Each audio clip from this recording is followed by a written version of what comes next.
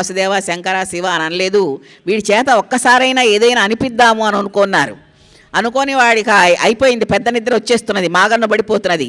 అప్పుడు అక్కడ ఉండేటటువంటి నారపీసును ఒక దానిని తీసుకొని వచ్చి ఆయన లేపి, నాన్న ఇదేమిటి అని అడిగారు పిల్లలు. లేపారు. లేపి నాన్న ఇదేమిటని చెప్పి అక్కడ ఉండేటటువంటి ఆ పురికోస నారపీసును తీసుకొచ్చి చెబితే, అది నారపీసురా అంటాడేమో, నారా అంటే నారాయణమూర్తే కదా అని అనిపిద్దామని చెప్పి పాపం ప్రయత్నం చేసి తీసుకొచ్చారు. తీసుకొస్తే ఆయన అన్నాడు, అదేమిట్రా అక్కడ ఉండేటటువంటి కొస ఎందుకు పాడు చేస్తున్నారు, పురికొసని పెట్టండి లోపల అన్నాడు. కానీ నారపీచు అని అనలేదు. అది పురికొసరా అవతల పెట్టండి, ఎందుకు పాడు చేస్తున్నారు మీరు అని అన్నట్ట. కాబట్టి ఆ యోగ్యత అనేటటువంటిది ఉంటేనే మనకు ఆ సంకల్పం కలుగుతుంది. మనకు మంచి యోగ్యత ఉండబట్టే మనం ఇక్కడికి వచ్చి కూర్చుంటున్నాం. ఆ సంకల్పం అనేటటువంటిది ఎక్కడి నుంచి వస్తుందంటే పూర్వజన్మ సుకృతం, పూర్వజన్మార్చితమైనటువంటి సంస్కారం, సజ్జన సాంగత్యం ఎంతో ఉండబట్టి ఆ శరీరాన్ని తీసుకొచ్చి ఇక్కడ కూర్చోబెడుతున్నాం. తర్వాత దాని పని అది చేస్తూ ఉంటుంది, వెళ్తుంటుంది, వస్తూ ఉంటుంది. మళ్ళీ పిలుస్తుంటాను రా కూర్చోమంటే నిన్ను ఇక్కడ కూర్చోబెడుతుంది, అది అక్కడ తిరిగి వస్తూ ఉంటుంది మనస్సు. అట్లాగే కాకుండా పాపం ధనంజయుడు చాలా బాధపడిపోయినాడు. అయ్యో గాడివడి గంగ నస్తులు కలుపకున్నా, ఏమనుకున్నాడు, గాడిపడి గంగాస్తులు కలపకున్నా మా అమ్మ మరణించింది కదా. అందరూ కూడా చేసేటటువంటి పని ఇప్పుడు బాగా చేస్తున్నారు. ప్రయాణ సాధనాలు అన్నీ కూడా వచ్చిన తర్వాత, మరణించిన తర్వాత ఆ అస్థికలు అంటారు. అస్థికలు అంటే దహనం చేసిన తర్వాత మిగిలినటువంటి ఆ ఎముకలు.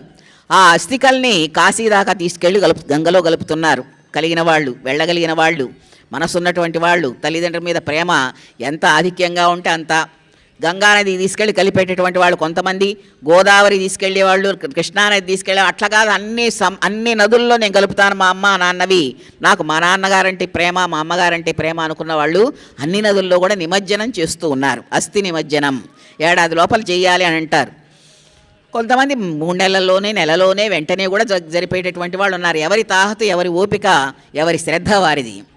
ఈయన అనుకున్నాడు ధనంజయుడు, ఏమైనా సరే మా అమ్మ అస్థికలను తీసుకెళ్ళి నేను గంగానదిలో కలుపుతానని. ఏనాడండి, ఎప్పుడో, ఏ ప్రయాణ సాధనాలు లేనటువంటి రోజుల్లోనే, కష్టంగా ఉన్నటువంటి ఆ టైంలోనే అనుకున్నాడు ఈ ధనంజయుడు, మా అమ్మగారి అస్థికల్ని నేను కాశీలో కలుపుతాను అనుకున్నాడు.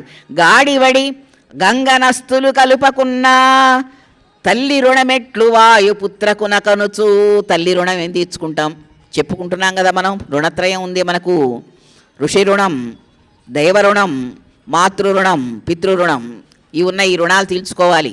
మొట్టమొదటిది ఋషి రుణం తీర్చుకోవాలి. ఋషులు మన కోసం, మన ప్రయోజనం కోసం, మన సంస్కారం కోసం, మన యోగ్యత కోసం కొన్ని గ్రంథాలను, శాస్త్రాలను, ఉపనిషత్తులను, వేదాలను ఇచ్చి వెళ్ళారు. అవన్నీ వినడము అనేటటువంటిది, ఆచరించడం అనేటటువంటిది ఋషి రుణం. ఆ ఋషి రుణం శ్రవణం వలన ఏర్పడుతుంది. ఆ శ్రవణం కనుక మనం చేశామంటే ఆ శ్రవణం వలన తీరుతుంది ఆ ఋషి రుణం. అట్లాగే ఋషి రుణం తర్వాత దైవ రుణం, దైవాన్ని, మనకు జన్మనిచ్చినటువంటి దైవానికి ఆ సేవ చేసుకోవటం దైవ రుణం. రెండవది పితృరుణం, పితృదేవతలకు మనం రుణపడి ఉంటాం. మనకు శరీరాన్ని ఇచ్చినటువంటి వాళ్ళు, తల్లి తండ్రి శరీరాన్నిచ్చి, బుద్ధినిచ్చి, ఆస్తినిచ్చి, ఐశ్వర్యాన్నిచ్చి, మంచి ఇచ్చేసి చేశారు కాబట్టి వాళ్ళ రుణం కూడా తీర్చుకోవాలి. ఈ రుణత్రయాన్ని తీర్చుకున్నటువంటి వాడే మనిషి అనబడతాడు, మానవ జన్మకు హక్కు కలిగినటువంటి వాడైతాడు.